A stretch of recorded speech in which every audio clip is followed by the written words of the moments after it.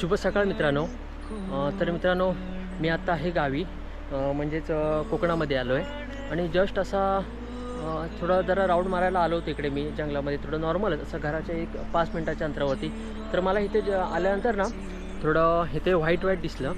तर मी बघायला गेलो की काय आहे नक्की ते. तर ना हे बघा मित्रांनो, हे बघा, हे बघा, हे एक आहे. आणि अजून हे बघा, हे बघा. तर मित्रांनो, हे आहे नैसर्गिकरित्या तयार झालेली अळंबी. हे ऑलमोस्ट आमच्या कोकणामध्ये मिळतात, सगळीकडे गावांमध्ये मिळतात. आणि जूनच्या एंडिंग आणि जुलैमध्ये जास्त हे पाहायला मिळतात.